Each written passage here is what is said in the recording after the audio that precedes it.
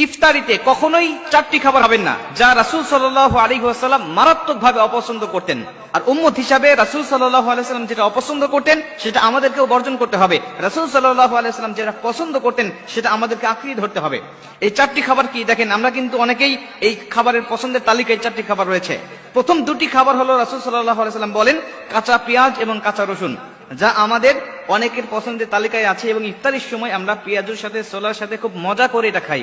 অথচ বুখারীর বর্ণনায় আল্লাহ রাসূল সাল্লাল্লাহু আলাইহি ওয়াসাল্লাম বলেন, বুখারী শরীফের 855 নম্বর হাদিস, আল্লাহ রাসূল বলছেন, আব্দুল্লাহ ইবনে জাবের রাদিয়াল্লাহু তাআলা আনহু থেকে বর্ণিত, তিনি বলছেন, যখন দেখবে যদি কোনো মানুষ কাঁচা পেঁয়াজ এবং কাঁচা রসুন খায়, সে যেন আমার নিকটে না আসে, এমনকি মসজিদের নিকটেও যেন না যায়। কেন? কাঁচা রসুন আর কাঁচা পেঁয়াজ খাওয়ার কারণে তার মুখ থেকে এক প্রকার দুর্গন্ধ বের হয়, যা ফেরেশতাদেরকে মারাত্মক কষ্ট দেয়, অন্য মুসলিম অন্য মুমিনদেরকে মারাত্মক কষ্ট দেয়। এজন্য কাঁচা পেঁয়াজ খেয়ে যেন সে মসজিদের দিকে না আসে। এখন বলতে পারেন যে হুজুর, তাহলে কাঁচা পেঁয়াজ খাওয়া কি নাজায়েজ? এটা কি গুনাহের কাজ? কাঁচা পেঁয়াজ খাওয়া নাজায়েজ নয়। আল্লাহ রাসূল সাল্লাল্লাহু আলাইহি ওয়াসাল্লাম আমাদেরকে দুর্গন্ধ জিনিস থেকে বেঁচে থাকার জন্য আমাদেরকে বলে দিয়েছেন। আপনার যদি একান্তই যদি অভ্যাস হয়ে যায় যা কাঁচা পেঁয়াজ না খাইলে আপনার ভালো লাগে না, আপনি এই সময় খাবেন না। কারণ ইফতার করার পরেই আপনাকে নামাজে দাঁড়াতে হবে। ইফতারি করার পরে আপনি নামাজ পড়বেন, মাগরিবের নামাজ আদায় করবেন, যা আপনার নামাজের সময় অবশ্যই রহমতের ফেরেশতা আপনার কাছে থাকবে। অর্থাৎ এই সময় যদি আপনার কাঁচা পেঁয়াজ খেয়ে নামাজে দাঁড়িয়ে যান, তাহলে আপনার নিকট ফেরেশতা আসবে না, বা আসলেও তাদের খুব কষ্ট হবে। এই জন্য রাসূল সাল্লাল্লাহু আলাইহি ওয়াসাল্লাম নিষেধ করতেন। আরেকটা হাদিসের মধ্যে আসছে, আল্লাহ রাসূল সাল্লাল্লাহু আলাইহি ওয়াসাল্লাম একটি দাওয়াতে গেলেন, যাওয়ার পর দেখলেন যে কাঁচা পেঁয়াজ দিয়ে তিনি সালাদ বানিয়েছেন। আল্লাহ রাসূল বললেন, এটা কে বানিয়েছে?